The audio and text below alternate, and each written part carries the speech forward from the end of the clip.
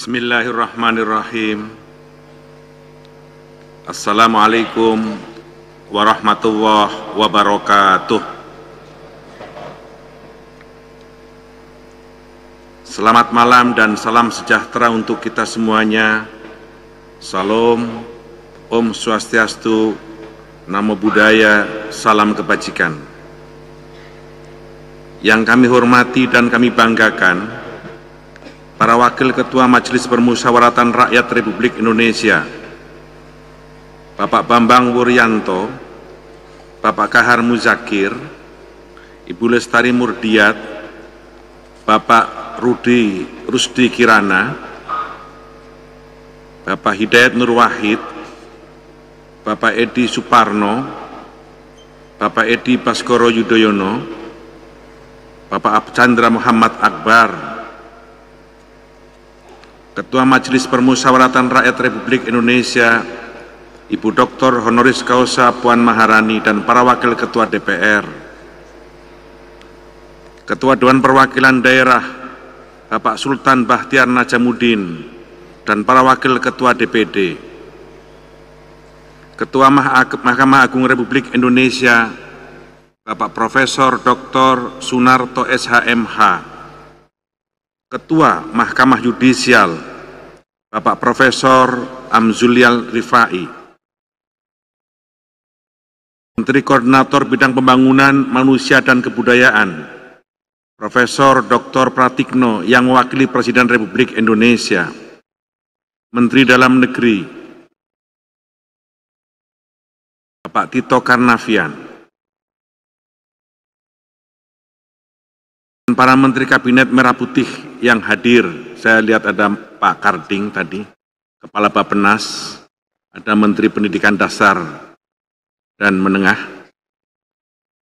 Gubernur Lemhanas Dr. Tubagus Haji Aceh Hasan Sazili, Kepala Badan Pembina Ideologi Pancasila, Profesor Dr. K. Haji Yudian Wahyudi, para pimpinan fraksi MPR, kelompok DPD, para pimpinan Badan Sosialisasi, Badan Pengajian dan Badan Penganggaran MPR, anggota Majelis Permusyawaratan Rakyat Republik Indonesia, anggota Komisi Kajian Ketatanegaraan MPR RI,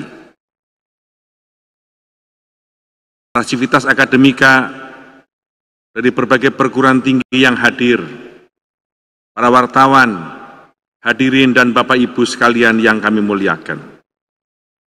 Puji syukur marilah kita panjatkan kehadirat Allah Subhanahu wa Ta'ala, Tuhan yang Maha Esa, karena pada malam hari ini kita bersama-sama bisa memperingati Hari Konstitusi dan peringatan Hari Ulang Tahun Majelis Permusyawaratan Rakyat ke-80.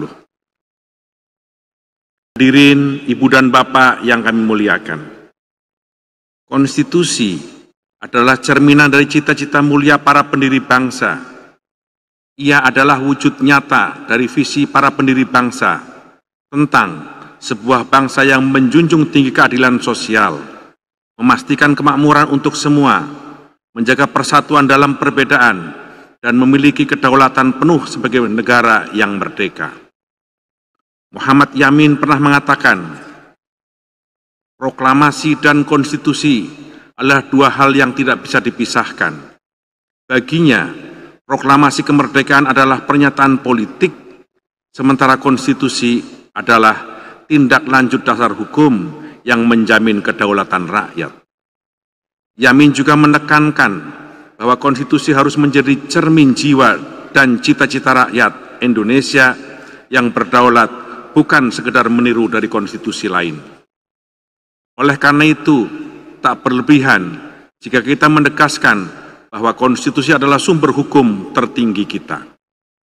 Ibu dan Bapak hadirin yang kami muliakan, di tengah perjalanan bangsa kita tidak boleh lengah, karena kita sering dihadapkan pada godaan untuk mengabaikan konstitusi itu sendiri.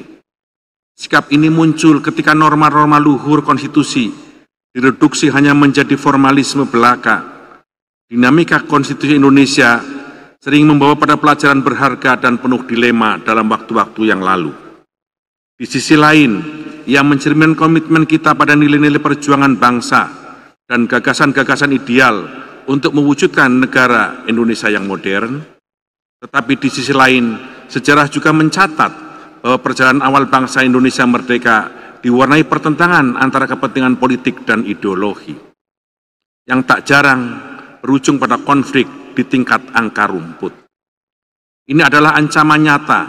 Sikap ini akan menggerogoti sendi-sendi kita sebagai negara, merusak tatanan hukum, dan pada akhirnya menghancurkan cita-cita luhur kita sebagai bangsa.